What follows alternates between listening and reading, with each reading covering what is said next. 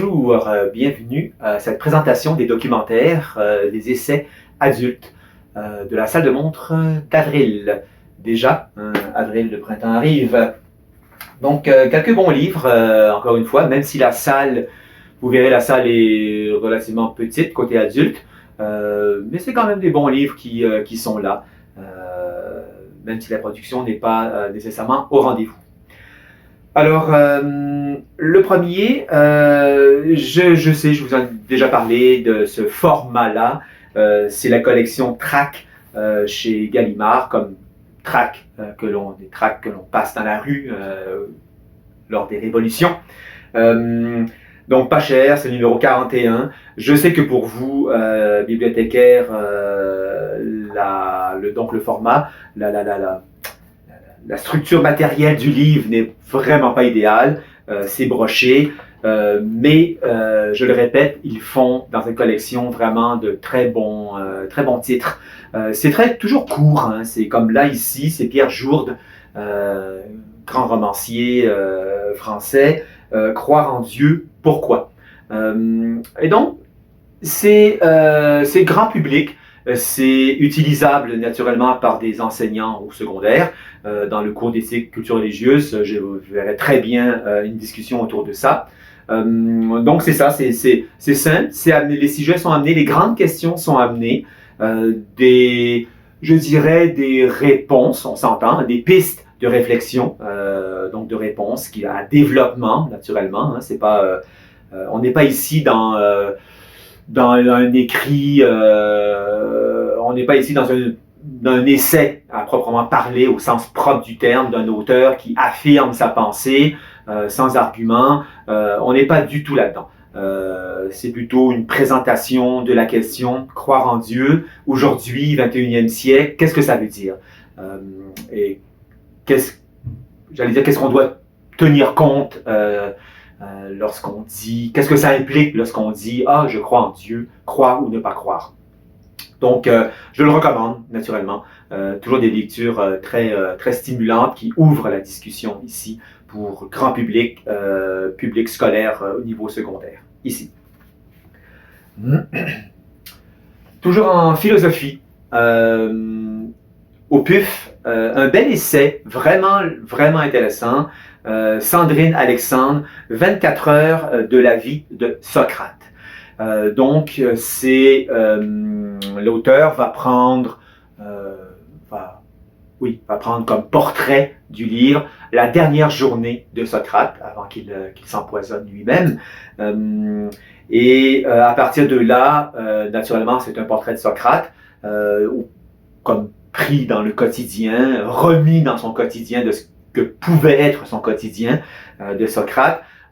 Et bien sûr, si j'en parle, c'est parce que c'est une introduction à la philosophie, je dirais pas à la philosophie en général, naturellement, puisqu'il est question de Socrate, de la philosophie grecque, mais là encore, le point de départ étant Socrate dans la pensée philosophique, si on veut, initié par Platon. Ce personnage est emblématique, c'est ça que je veux dire. Le personnage est emblématique, donc il peut résumer, il peut concentrer, moi je trouve, dans ce personnage-là, les grands traits du philosophe. Qu'est-ce que ça va être, les développements que ça va prendre dans les siècles futurs, l'exemple qu'il a donné comme étant philosophe. Alors, c'est ça, c'est emblématique, comme on dit, de Socrate. Donc, à ce niveau-là, c'est tout public, c'est vraiment très agréable à lire.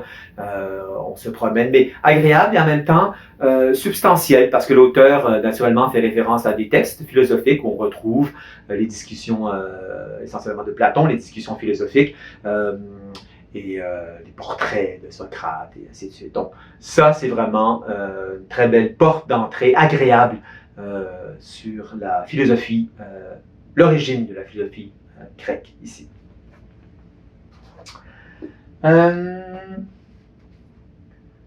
Je vais passer maintenant, oui, je vous en parle en philosophie, je reste en philo. Les éditions Fides sortent simultanément 3 tomes je vais vous les montrer, qui s'intitule Monde, de Steven Chapados, qui est enseignant de philosophie. Il a été à l'université, il enseigne au Cégep de Saint-Laurent ici à Montréal. C'est une Bible, hein, comme on dit, 3 tomes, 3 immenses tomes, qui, vous allez voir, un papier vraiment agréable à lire, une typographie très agréable à lire, donc c'est pas, on se force pas les yeux, on se casse pas les yeux. Il y a quelques illustrations, quelques schémas qui agrémentent la lecture, et on passe à travers ça. Je dirais que c'est pour le cégep, pour le grand public, pour s'initier aux grandes questions de la philosophie. Il y a une partie, naturellement, un développement historique de la pensée philosophique ici en Occident. On passe des grandes conceptions scientifiques, qu'est-ce que la science, qu'est-ce que la philosophie a pu dire en épistémologie, la science politique, à travers, c'est ça, les grandes conceptions philosophiques et scientifiques. On va brosser, je regarde ici, on va brosser c'est ça, l'évolution, quand au niveau de la philosophie de la biologie, les découvertes de l'univers, qu'est-ce que ça veut dire et tout et tout. Donc, pour moi, dans cette salle de montre-là, il y a vraiment 3 bons livres, une belle saga philosophique publiée chez Fides qui s'intitule Monde, tome 1, 2 et 3. Là, on est une collection que je présente aussi régulièrement, édition Marcel Didier, les grands concepts expliqués, la collection, où nous avons ici la biologie. Alors, comme vous le savez, comme vous connaissez cette collection, moi j'adore, je le souligne, je le présente, c'est un incontournable pour moi. Grand public, très intéressant, moi j'adore feuilleter, lire ces livres-là, puisqu'on n'est pas obligé de les lire de A à Z, avec des images, des diagrammes, des lignes de temps, et c'est la biologie, les grands concepts. Donc, on passe absolument à tout, que ce soit au niveau de la nature, le corps humain, tout y passe ici. Public secondaire, enseignant, cégep naturellement, grand public, ici, la biologie, les grands concepts expliqués. Qu'avons-nous? Ah oui, toujours pour la section Histoire aux éditions Urtubise, la grande histoire du monde, une chronologie illustrée, donc on est d'emblée dans une ligne de temps, et bien sûr, grand public, écolier, secondaire, je dirais même primaire, 3e cycle, parce que vous allez voir, il est très bien illustré, c'est vraiment agréable. Court texte sur la présentation de l'illustration, du diagramme. On est vraiment à chaque page poursuite du temps, que ça soit, on peut sauter de la guerre, d'une découverte scientifique, aux politiques, sociales, bouleversements, naissance de l'imprimerie. Donc on va vraiment dans les sphères culture, politique, sociale, histoire, découverte, paléologique et tout. Donc ici, la grande histoire du monde, très beau livre, documentaire secondaire, grand public, vraiment génial. Et je termine avec un livre que je vous souhaite de lire, aux éditions Libère, éditeur québécois. Je le salue à chaque fois parce que j'adore les éditions Libère, avec le travail qu'ils font, l'édition soignée qu'ils présentent ici de chacun de leurs livres. Très beau livre, très belle couverture, typographie, mise en page et tout. Très beau livre. Sujet polémique, j'allais dire, peu souvent traité comme ça. Il s'agit ici de Francis Denis, Une révolution pour rien. Le titre est déjà, comme vous allez voir, polémique, qui demande discussion, on s'entend, il abat ses cartes, comme on dit. La permanence religieuse dans l'histoire du Québec moderne. Alors, ce livre, avec grande intelligence, bien substantielle, il y a des textes approfondis, une analyse approfondie, des arguments bien apportés.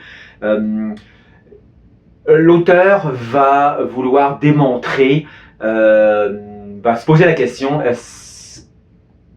quel genre ou quel type, ou est-ce que la Révolution tranquille a bien eu lieu, comme on la pense normalement? Est-ce que, parce qu'il part d'un constat très simple, évident, que l'émergence de la Révolution tranquille, donc la passation, entre guillemets, des pouvoirs qui étaient réservés à l'Église vers l'État, donc une sécularisation de tout ça, vous savez de quoi je parle, c'est passé non seulement sans heurts, mais c'est passé, comme on dit, un couteau dans le beurre, hein, l'expression, hop, une lettre à la poste aussi, excusez-moi, je fais de l'esprit ici. Donc oui, comme ça. Alors, il se pose la question, effectivement, légitime, pour dire, mais ça veut dire que le terrain était déjà mis là-dessus. Il y avait déjà quelque chose qui préparait depuis quelques années, quelques temps, pour que ça, je dirais, l'expression que ça, la révolution est venue juste à éclos comme une fleur, tout était déjà prêt à accueillir cette révolution-là. Donc, il se pose la question, qu'est-ce que ça veut dire ça? Et est-ce que vraiment, comme on peut se la poser bien souvent en philosophie continentale, européenne, est-ce que soit la soi-disant perte de la théologie, la raison théologique, est-ce que elle ne s'est pas continuée dans une réflexion philosophique, ne serait-ce que singulière, mais avec les mêmes fondements, les mêmes interrogations, les mêmes concepts, entre guillemets,